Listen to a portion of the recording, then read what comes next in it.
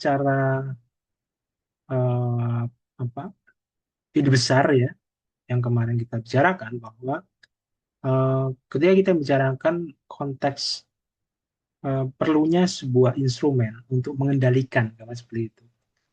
Sebenarnya untuk memastikan bahwa satu jelas amanat utamanya itu kewajiban bagi negara untuk menjamin. Itu kewajiban konstitusional, menjamin hak setiap warga negaranya, setiap orang untuk mendapatkan lingkungan hidup yang baik dan sehat. Kemarin gitu ya. Ketika kita bicarakan itu hak konstitusional, maka sebenarnya ketidakmampuan, kealpaan, ketidakbisaan negara dalam jaminan atas lingkungan hidup yang baik dan sehat, maka sebenarnya merupakan pelanggaran atas konstitusi, sebenarnya seperti itu. Nah, ini yang sebenarnya menarik gitu ya. Dalam artian sebenarnya kita termasuk negara yang sangat progresif. Kalau membicarakan mengenai dinamika, konsep, normatif, kemarin saya singgungkan ya, progresivitas itu terlihat juga pada pasal 28H ayat 1. Yang notabene tidak semua negara secara letterlux kemudian memposisikan adanya sebuah hak atas lingkungan hidup yang baik dan sehat. Tidak semua ya, tidak semua negara seperti itu. Dalam artian negara-negara di Eropa saja kebanyakan membahasakan bukan the right to sound and healthy environment, itu tidak semua. Yang umum eh, misalkan di tingkat Eropa gitu ya, European Charter of Human Rights, mungkin Bu Fajar kemarin sudah nyinggung, adalah the right to private life. Ada apa pengkhususan mengenai eh, hidup pribadi ya, kehidupan pribadi. Yang notabene kehidupan pribadi termasuk di dalamnya untuk saya suka lingkungan yang sehat, saya harus mendapatkan lingkungan yang baik. Itu maksudnya ke sana. Tetapi when the right to healthy and sound environment, letterlux gitu ya, tidak semua negara sebenarnya menegaskan konsep tersebut. Nah, yang kemudian kita bicarakan tadi, di situ sebenarnya pelekatan yang kemarin saya singgungkan, state responsibility, ya, bahwa salah satu definisi dari state responsibility, tanggung jawab negara adalah negara wajib tadi memberikan jaminan dan memberikan kesempatan apa setiap orang untuk mendapatkan lingkungan hidup yang pada sehat. Itu salah satu penegasan dari prinsip tanggung jawab negara di dalam konteks lingkungan hidup. Nah, pada posisi ini akhirnya kita bicarakan bahwa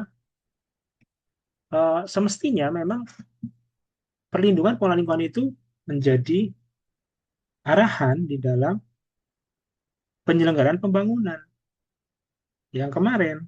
Perekonomian nasional itu semestinya diarahkan untuk memastikan dia berkembang secara sustainable dengan keseimbangan baik secara ekonomi seimbang, tetap tetap diarahkan untuk memajukan perekonomian nasional, secara sosial juga seimbang, katakanlah kemudian meningkatkan kualitas sosial, kualitas masyarakat, tingkat pendidikan, tingkat kesejahteraan, dan seterusnya.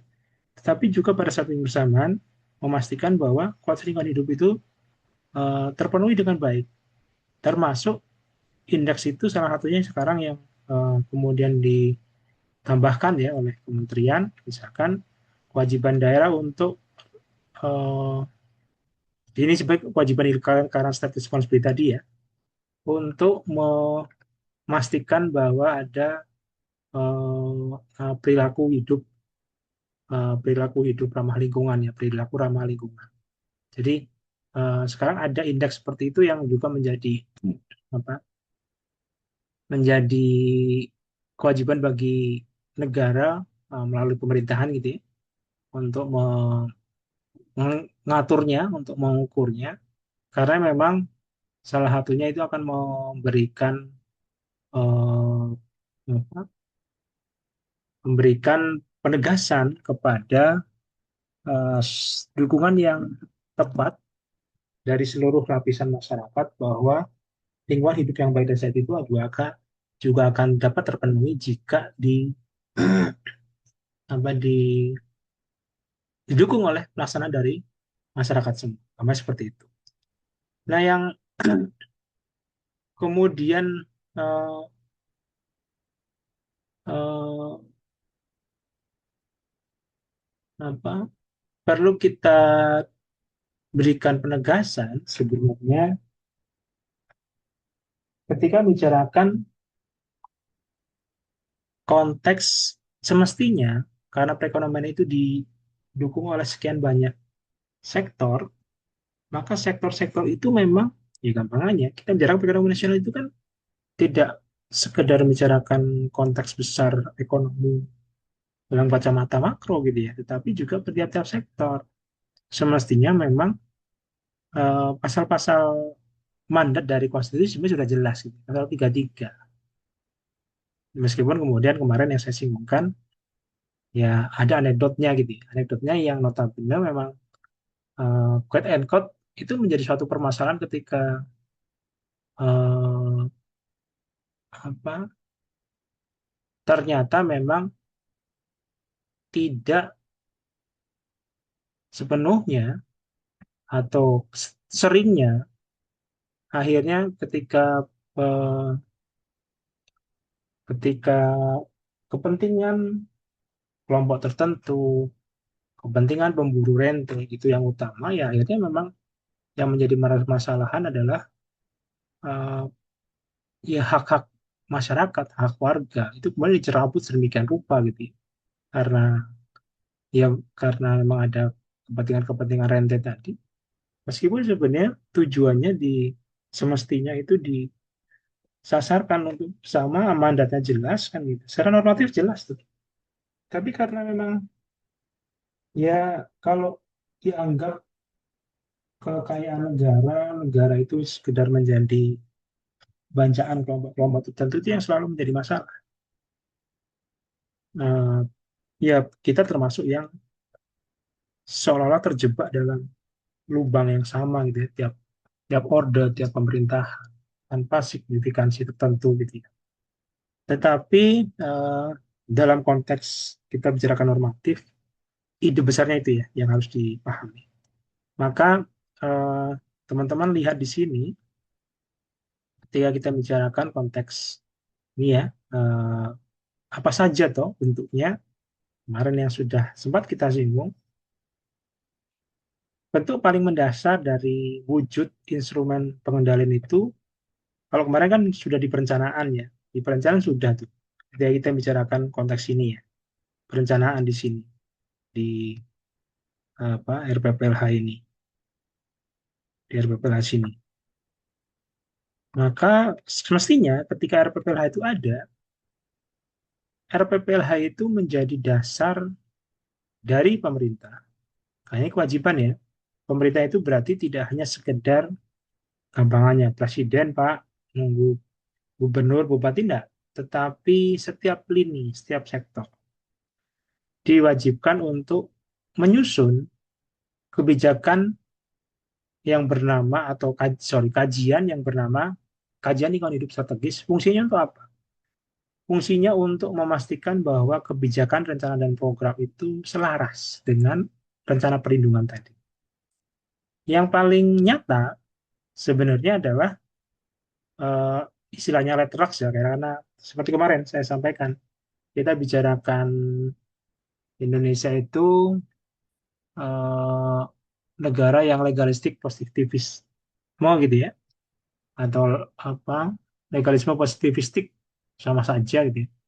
Intinya eh, sistem hukum kita itu mengedepankan satu kepastian hukum dari existing regulation gitu ya, peraturan itu yang kemudian menjadi satu isu mendasar.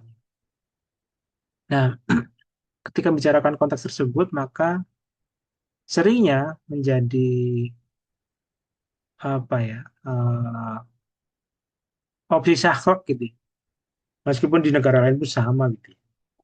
Opsi saklek ketika kemudian loh dasarnya kan seperti ini, loh aturan main seperti ini, saya sudah sesuai aturan main dan seterusnya. Yang saklek ini maksudnya KLHS itu lebih identik diarahkan untuk tata ruang. Meskipun sebenarnya secara normatif konsep ya memang semestinya untuk tata ruang lebih tepat untuk itu gitu ya. Lebih tepat untuk itu. Kenapa? Karena asumsinya bahwa ketika eh, dasar paling pertama untuk memastikan kebijakan rencana program itu akan eh, apa me- memiliki keramahan ya yang baik dengan isu sosial, isu lingkungan, maka semestinya semestinya di dalam penempatan, pemanfaatan ruang, perencanaan, terus termasuk pengendalian atas penataan ruang tadi harus selaras dengan itu. Semestinya seperti itu. Gampangannya, kita bicarakan ya namanya untuk kawasan untuk pemukiman nggak boleh dong tiba-tiba ada eh, kandang ayam, ya kan? Peternakan ayam sebesar-besarnya. Ya nggak bisa, nggak boleh harusnya. Kenapa? Ya karena bagaimanapun namanya peternakan ayam pasti akan mendatangkan timbulan dampak yang signifikan terhadap kesehatan, kotorannya, dan seterusnya. Meskipun diolah, tetap itu akan menimbulkan setidaknya misalkan lalat bertambah, dan seterusnya. Itu kan berarti tidak tepat. Paling simpel seperti itu sebenarnya. Maka ketika kita bicarakan eh, bagaimana semestinya hal tersebut di apa, diantisipasi, kita kan bicarakan perencanaan ruang yang baik kan gitu kan. Nggak boleh, nggak bisa kemudian orang kok kemudian eh, karena yang terjadi kan teman-teman mungkin pernah mendengar atau mungkin siapa tahu ternyata ada yang tinggal di situ juga gitu ya, tinggal di ini terjadi banyak kampung bahkan mungkin perumahan gitu ya, komplek perumahan meskipun kapling-kapling mungkin tidak ada penamaan tersendiri, kemudian karena dia beli kapling yang cukup besar, ada luasan lahan yang lebih, akhirnya bikinlah peternakan ayam. Mungkin nggak banyak-banyak amat, tetapi yang namanya peternakan ayam, pagi memotong di gelontor, baunya pasti nggak enak. Nah, terus gimana dong Pak? Ya, kalau seperti itu, semestinya perizinnya nggak diperbolehkan. Kalaupun kemudian Pak nggak pakai izin lah, itu berarti kan ada pelanggaran. Tindakan hukum perlu dilakukan. Karena apa? Asumsinya ada pelaksanaan kegiatan yang tidak sesuai dengan penataan ruangnya. Oh, itu harusnya memang tempat itu bukan, itu memang perumahan, pemukiman. Nggak bisa kemudian pemukiman kok di apa ditambahi dengan macam-macam. Yang notabene misalkan kita dulu kan itu usaha Pak.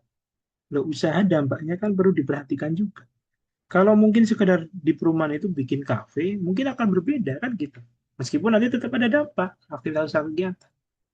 Nah, inilah yang eh, seringnya menjadi isu permasalahan di banyak tempat di Indonesia. Ketika kemudian yang selalu saya singgungkan, permasalahan lingkungan kadang eh, identik atau saya suka membahasakan dengan harga dari sebuah keterlanjuran. Terlanjur alasan ekonomi, alasan bahwa itu berkaitan dengan perut seseorang, perut konstituen, masa saya hancurkan hak-hak mereka seperti itu. Akhirnya yang terjadi dibiarkan. Pembiaran tanpa ada penegakan dari awal, akhirnya yang terjadi ketika sudah menjadi permasalahan, barulah kemudian timbul isu konflik yang berkepanjangan. Kan seperti itu. Makanya kemudian ini yang notabene menjadi isu mendasar ya di dalam konteks bagaimana sebenarnya positioning instrumen pengendalian itu memang diarahkan oleh dalam kacamata hukum gitu ya. Instrumen pengendalian itu kalau dilaksanakan dengan baik, konsisten, maka sebenarnya memang dia akan menjamin penataan kan gitu. Penataannya akan cukup eh, cukup apa terpantau dengan baik seperti itu. Semestinya seperti itu gitu. Jadi KLAS itu masuknya ke sini. Jadi KLAS masuknya ke tata ruang.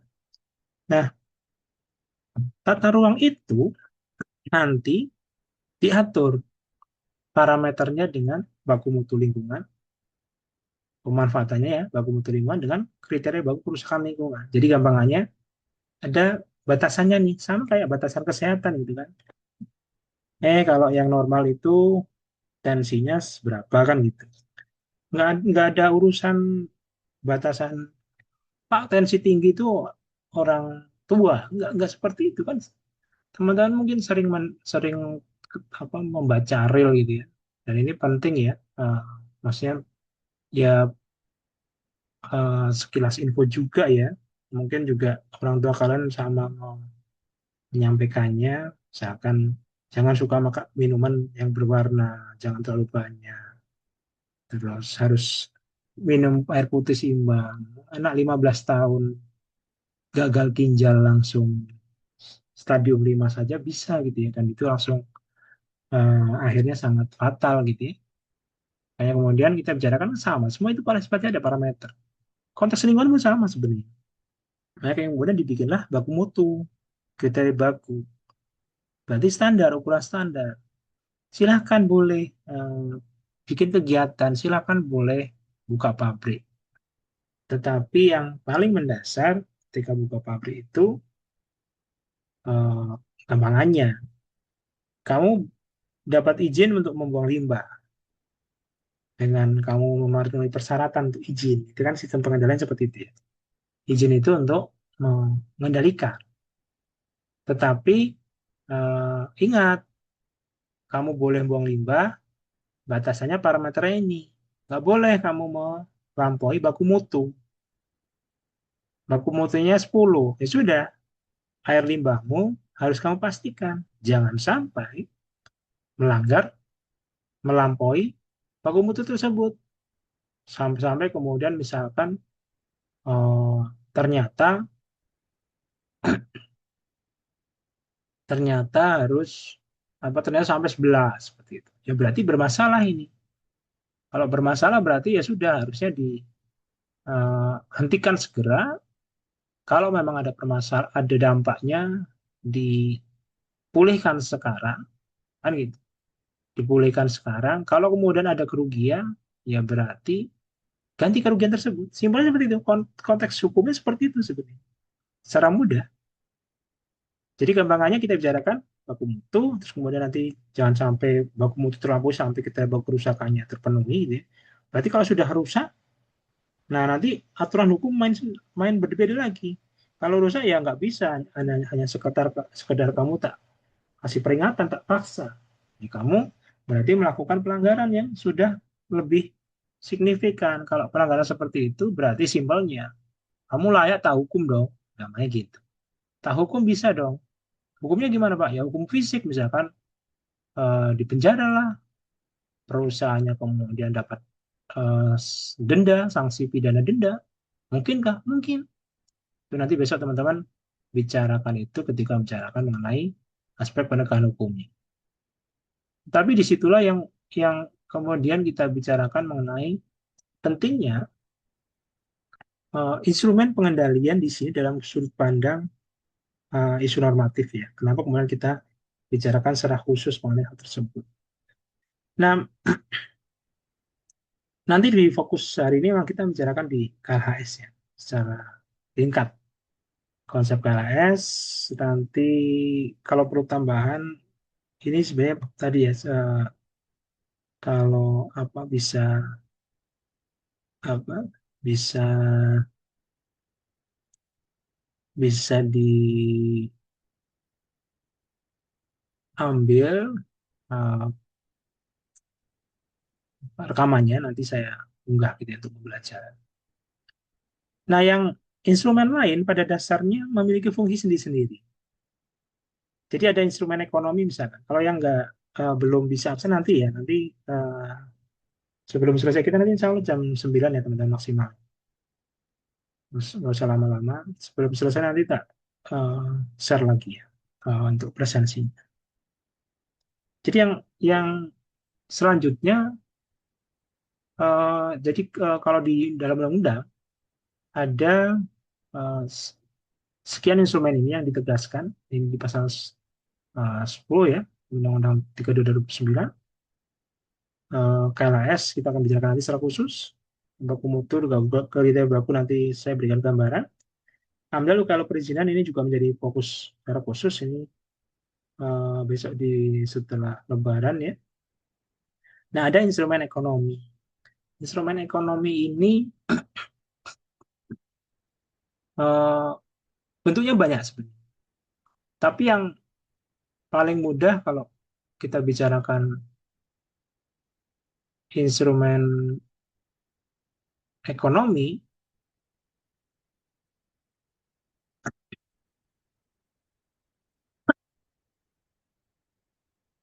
kalau kita bicarakan instrumen ekonomi berarti secara mudah yang berkaitan dengan insentif, terus apa berkaitan dengan dana jaminan lingkungan, terus berkaitan juga dengan apa namanya eh, pajak, ya kan? Retribusi, PNBP, penerimaan negara bukan pajak. Secara mudah seperti itu. Dan instrumen ekonomi ini berperan sekali sebenarnya untuk memberikan satu stimulus-stimulus, ya stimulus itu berarti satu ya tadi ya insentif, dukungan ketika konteksnya kemudian apa eh, eh, konteksnya ketika kemudian kita bicarakan mengenai kewajiban dari suatu usaha kegiatan untuk memenuhi komplain-komplainnya gitu ya, pengelolaan lingkungannya. Nah, misalkan kita bicarakan instrumen ekonomi itu dalam bentuk apa? Misalkan simpelnya, dalam bentuk yang ini mungkin teman-teman ini sekedar apa? Sekedar gambaran ya, gambaran bahwa instrumen ekonomi kalau salah kaprah itu juga akhirnya memberikan kinerja yang tidak pas di dalam konteks perlindungan lingkungan. Misalkan eh, tahun 2015 Indonesia KLHK mulai kemudian mengeluarkan kebijakan apa ceritanya pengurangan penggunaan plastik. Terutama memang arahannya belum single use plastik. Di plastik sekali pakai belum. Tetapi untuk mengurangi produksi plastik. Banyak memang kemudian standar nasional kemudian yang plastik wajib HDPE gitu. High density sehingga asumsinya dia akan lebih mudah terurai.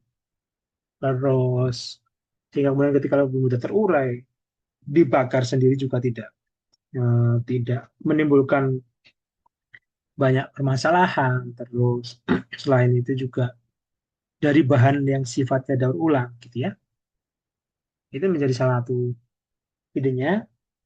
Nah, tetapi ya saya yakin teman-teman sudah mendengar mengenai konsep plastik berbayar. Itu salah satu instrumen ekonomi sebenarnya. Plastik berbayar. Jadi gampangannya ada disinsentif tambahan, ada biaya tambahan yang akan dikenakan kepada setiap orang yang tidak mendukung apa eh, pengurangan sampah plastik dengan cara misalkan tidak membawa salah satunya tidak membawa tas belanja sendiri, gitu ya.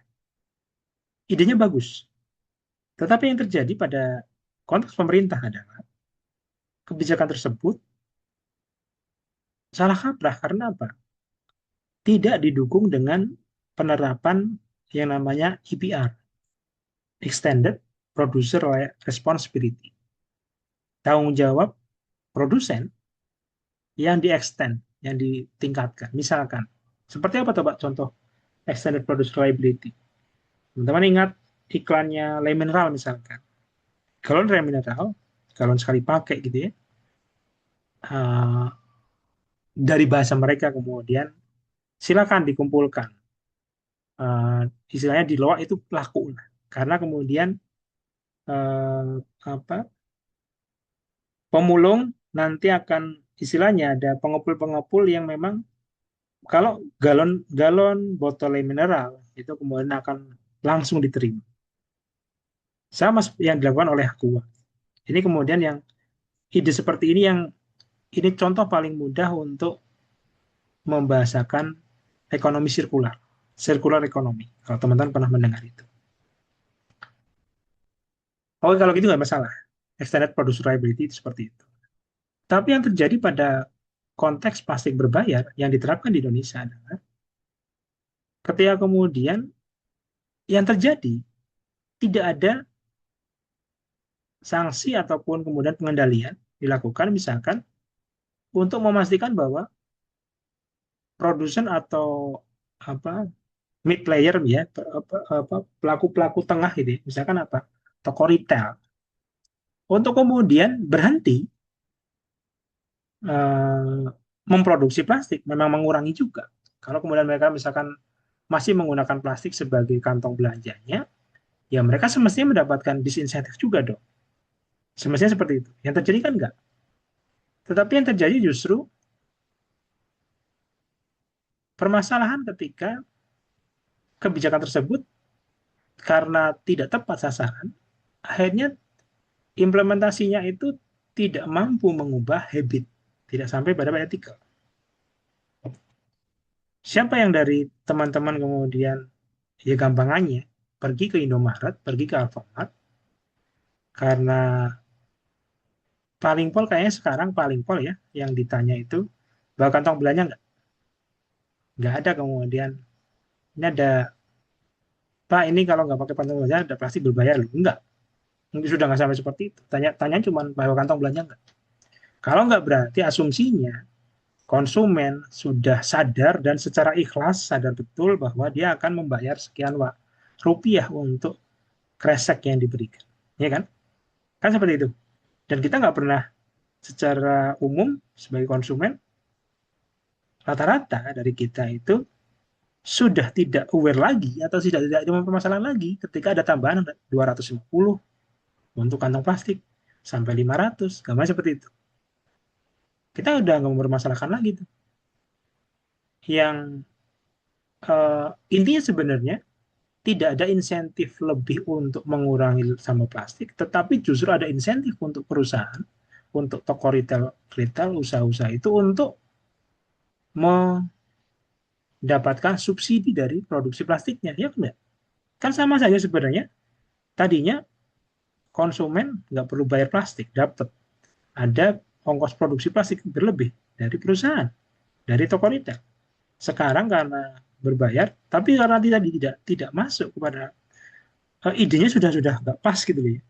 Akhirnya kemudian konsumen ternyata nggak dong juga, nggak nggak paham juga. Akhirnya kemudian kita menjadi pragmatis sekali bahwa nggak apa-apa bayar 100 saya kata apa bayar 500.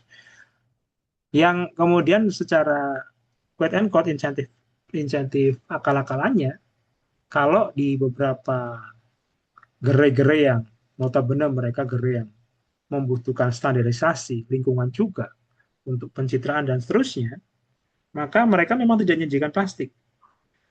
Tetapi kemudian mereka memaksa kita membeli tas, mungkin tas yang apa non plastik gitu ya, bukan plastik dari entah kertas lah, entah yang dari bahan selain plastik, dengan harga yang sangat fantastis, dengan harga yang sangat tinggi kan gitu. Dan ente pada posisi seperti itu pun tidak memberikan tidak memberikan solusi apapun sebenarnya, ya kan? Karena kemudian tidak ada insentif lebih kepada konsumen untuk kalian, kita gitu ya, untuk misalkan di mana kemana-mana pastikan selalu membawa kantong belanja. Gambar seperti itu kan nggak ada tuh. Itu sebenarnya konsep instrumen ekonomi sampai seperti itu ya. Ide baiknya sebenarnya sudah sampai seperti itu. Tetapi ketika penerapan tidak tepat, ya memang ya sudah, akhirnya memang yang nggak terjadi apa-apa, ya nggak terjadi yang diharapkan. Seperti itu. Itu bagaimana kembali konsep instrumen ekonomi. Yang lain juga sama. Jadi gampangnya, instrumen ekonomi itu sebenarnya salah satu instrumen yang sangat sangat menarik sebenarnya kalau kemudian kita bicarakan sebagai komponen dalam mengendalikan. Tapi kalau penerapannya sudah salah kaprah, ya sudah, nggak benar. Sama seperti kita yang sekarang, kalau S2 sih sudah banyak yang tertarik. Yang S1 saya nggak tahu nih. Mungkin di Departemen Pajak juga mungkin banyak gitu. Tetapi kalau saya sendiri dari konsep pajak karbon ya, pajak karbon saya akan mengatakan bahwa konsepnya saja sudah keliru. Yang di yang di apa eh,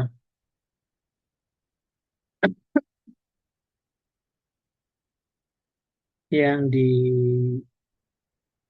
apa atur di dalam undang-undang himpunan peraturan perpajakan. Jadi ketika himpunan peraturan perpajakan memposisikan pajak karbon disinggung dalam satu pasal, tapi satu pasal itu saja penjelasannya sudah keliru, salah kaprah. Itu yang kemudian menjadi permasalahan sebenarnya. Kenapa? Pajak karbon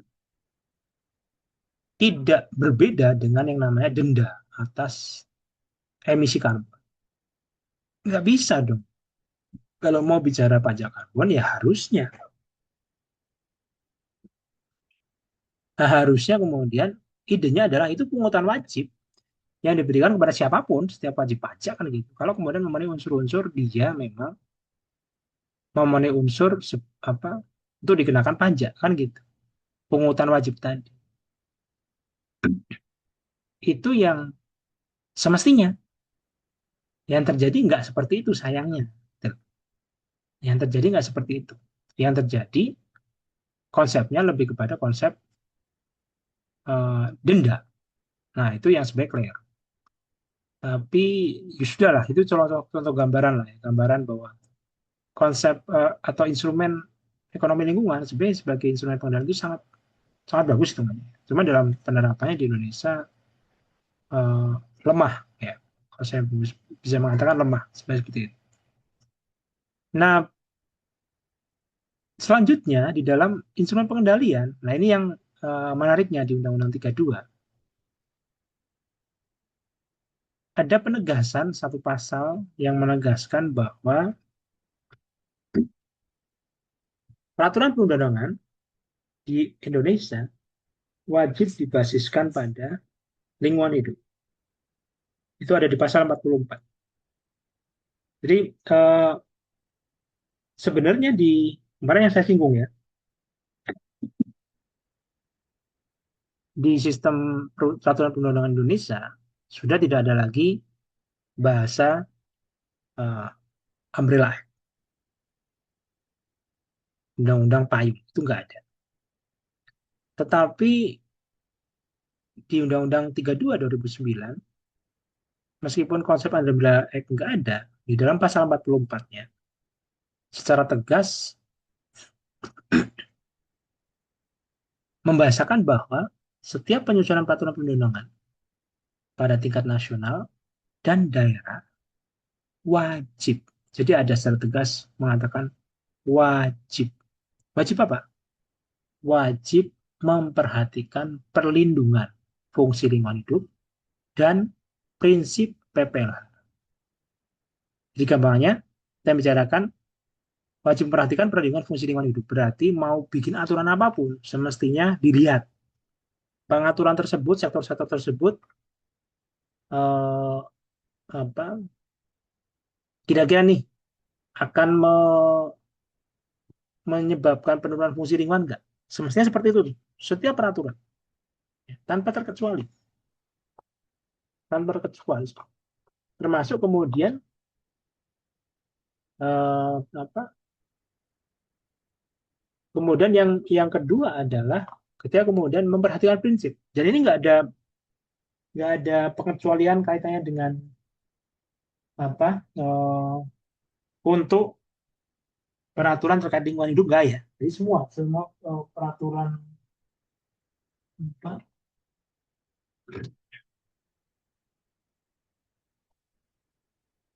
semua proses pembentukan peraturan perundang-undangan itu yang ditekankan di pasal 44 tadi. Maka sebenarnya ini menjadi menarik tuh.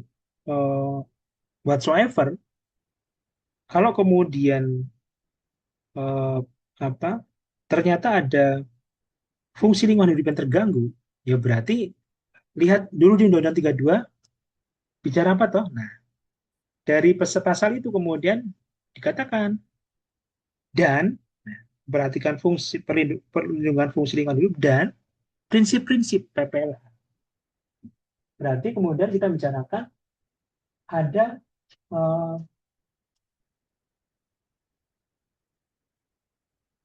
ada prinsip-prinsip yang harus diperhatikan di dalam PPLH. Berarti prinsipnya di pasal 2 simpelnya. Pasal 2 232 apa? Tanggung jawab negara, ada kelestarian, ada kearifan lokal, macam-macam tuh. Ada apa? Pencemar membayar, ada prinsip kehati-hatian. Jadi intinya kalau itu berdampak pada lingkungan hidup, maka yang harus diperhatikan fungsinya seperti apa yang diganggu, gambar seperti itu, peraturan itu, apapun itu peraturannya. Sekaligus kemudian, dilihat dong undang-undang lingkungan hidup itu karena kamu me- mempengaruhi aktivitas tersebut secara khusus mempengaruhi lingkungan hidup, ya berarti dilihat pelaksanaan untuk prinsip-prinsip yang dimuat di dalam Undang-Undang 32 2009 itu sudah secara tegas di pasal 44 konsep. Berarti sebenarnya tidak kurang-kurang ya, teman-teman, kalau kemudian kita bicarakan eh, apa idealita hukum ya, idealita normatif dari perlindungan dan pengelolaan lingkungan hidup itu sudah nggak kurang-kurang sebenarnya. Nah, yang kemudian anggaran berbasis itu di pasal selanjutnya, pasal 45. Ini sama sebenarnya, yaitu ketika pemerintah itu wajib mengalokasikan anggaran yang memadai untuk kegiatan perlindungan pengelolaan lingkungan hidup. Ya, termasuk kemudian program pembangunan berwawasan lingkungan hidup. Jadi gampangannya, kalau kita bicarakan ketika pemerintah secara serampangan melakukan program yang diberikan embel-embel, proyek strategis nasional diberikan embel-embel food estate, ya, tetapi sebenarnya itu hanya untuk alibi menciptakan kebun-kebun sawit baru, secara simpel sebenarnya sudah sah untuk mengatakan bahwa pemerintah itu mengkhianati konstitusi. Jokowi mengkhianati konstitusi. Prabowo sekarang juga mengkhianati konstitusi. Secara simpel seperti itu. Karena memang sebenarnya mandatnya jelas untuk adanya hak atau tinggal hidup sehat, kemudian di undang-undang jelas gitu. Meskipun kemudian sayangnya itu memang tidak sekedar ulahnya Jokowi, tidak sekedar ulahnya Prabowo. Sekian banyak pihak berkepentingan di sana. Sekian banyak kantong-kantong uang bakal terganggu. Yang itu kemudian menjadi permasalahan. Sayangnya seperti itu. Jadi kembangannya secara normatif baik, memang akhirnya kita bisa, kalau kemudian isu lingkungan saja ya, teman-teman akan menemui, akan menjumpai adanya permasalahan-permasalahan tadi. Sayangnya seperti itu. Ya, ini tidak tidak cuman tadi yang saya katakan, tidak cuman terjadi pada konteks lingkungan. Sayangnya ketika kita bicarakan konteks lingkungan, akhirnya yang dikorbankan itu begitu besar. Di gampangannya, kejadian bencana kemarin gitu ya, itu kalau kita mau bicarakan isu lingkungan sebenarnya kan fair-fairannya ya memang bagaimanapun tidak tidak bisa kita tinggalkan meskipun benar alasannya bahwa itu hidrometeorologis, itu itu extreme climate di bencana hidrometeorologi. Jadi emang tidak sekedar itu karena memang curah hujannya sangat tinggi, tidak sekedar gampangnya ada permasalahan lingkungan, tetapi jangan lupa bahwa itu bukan berarti lantas tidak pernah terjadi permasalahan. Itu harus dipahami seperti itu. Memang ada masalah, memang ada masalah dan itu yang kemudian menjadi permasalahan yang perlu kemudian diperhatikan. Nah ini yang sebenarnya kemudian menjadi permasalahannya. Setelah anggaran berbasis lingkungan hidup, kita bicarakan ada konteks yang kemudian dinamakan analisis risiko lingkungan hidup.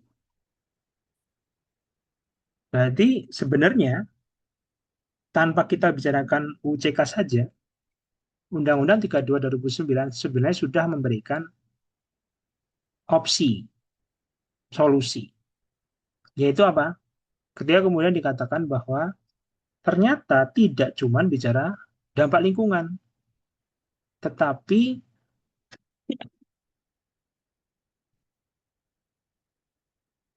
ada tambahan kegiatan yang dinamakan analisis risiko lingkungan untuk setiap usaha kegiatan yang berpotensi. Jadi sudah istilahnya kalau dampak ya ini perlu teman-teman pahami.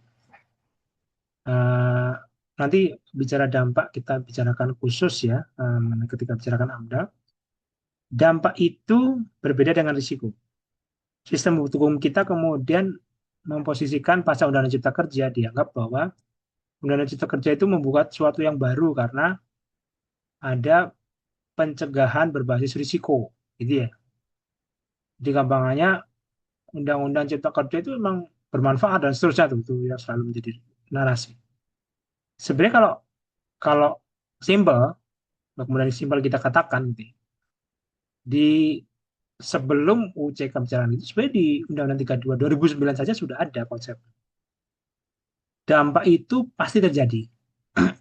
Jadi dampak itu sesuatu yang eh, apa? Besok kita kita kalau perlu kita ulangi juga ya. Dampak itu sesuatu yang pokoknya pasti deh langsung terjadi eh, ketika ada suatu aktivitas. Misalkan apa? Kenyang itu dampak yang pasti terjadi akibat proses makan. Itu pasti terjadi. Jadi kalau orang makan pasti kenyang. Enggak Pak, saya makan kemarin semalam makan buka itu juga nggak kena. Oh, berarti mungkin apa kurang banyak gitu ya, beda cerita gitu. Tapi kalau secara umum orang makan pasti kenyang kan gitu. Udah itu dampak tuh. Pasti nggak mungkin nggak pasti terjadi. Nah sementara risiko, nah kenapa ada analisis risiko lingkungan gitu?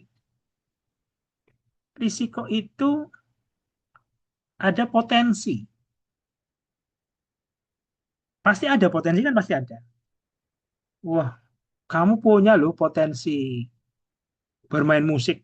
Ya, banyak anak kecil nutuk-nutuk sesuatu kemudian nutuk-nutuk botol gitu ya. Terus ada iramanya gitu ya. Ya, karena kemudian irama itu kan kajikan-kajikan tertentu pasti menimbulkan irama kan.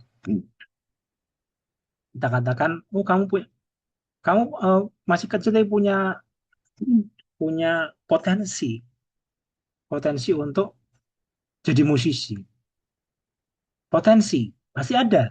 Tapi apakah terjadi atau enggak? Belum tentu kan gitu. Kalau nggak dilatih ya belum tentu bisa. Tapi kalau dari kecil kemudian belajar memang diasah untuk bisa tertentu, sangat mungkin potensi itu terasah menjadi musisi betulan kan gitu. Nah maka kita bicarakan potensi. Itu sesuatu yang berbeda dengan dampak. Kalau dampak itu pasti terjadi, potensi risiko itu belum tentu, potensi tadi belum tentu, bisa ya bisa tidak. Nah, karena bisa ya bisa tidak, apa yang kira-kira kemudian bisa ya bisa tidaknya perlu diantisipasi, perlu dikendalikan. Jadi kalau ada potensi dampak penting, di gampangannya mungkin sekarang enggak, tetapi kalau ini semakin banyak Pak, terus nanti akhirnya banyak masyarakat pada datang, eh, akhirnya daerah ini terbuka, lebih lebih ramai. Nah, di sana bakal ada dampak penting misalnya. Nah, itu potensi itu. Terus, jadi potensi dampak penting. Yang kedua, potensi ancaman. Ancaman apa? Terhadap ekosistem dan kehidupan. Gampangannya, kita bicarakan mungkin kegiatannya itu sudah terpetakan dampaknya seperti ini. Tapi terus kemudian dibahasakan bahwa oh, namanya aja ini menggunakan bahan radioaktif. Nah, berarti ada ancaman ekosistem kehidupan. Whatsoever kan gitu. Itu berarti risiko. Terus ancaman itu juga bisa diperluas. Ancamannya apa? Kesehatan dan keselamatan manusia. Jadi ancaman terhadap kehidupan sendiri, ancaman terhadap kesehatan dan keselamatan manusia sendiri. Pada posisi itu kemudian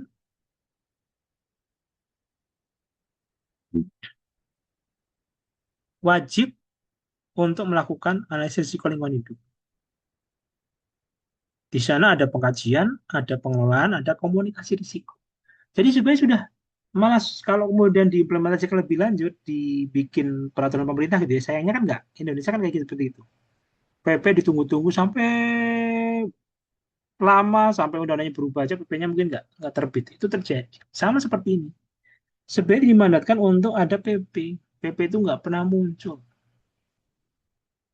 Kalau kemudian PP itu ada, maka sebenarnya justru konsep integrasi perizinan berusaha berbasis risiko itu bisa dilakukan dengan lebih baik lagi karena sudah ada kewajiban untuk melakukan pengkajian risiko. Yang terjadi sekarang enggak.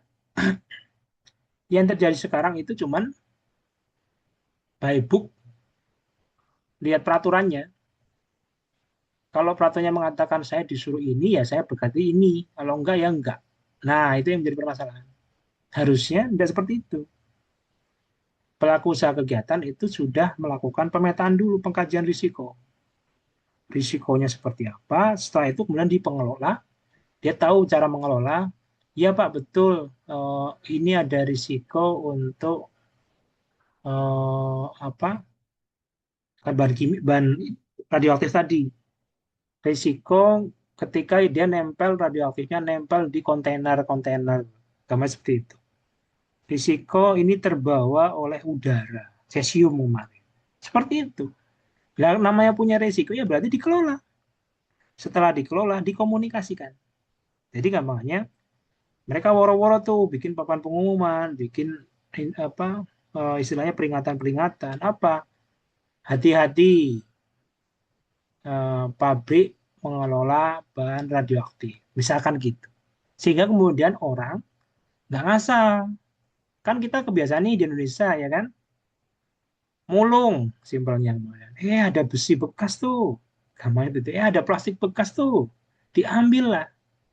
Nggak tahu kalau kemudian sebenarnya itu besi bekas dari kawasan radioaktif.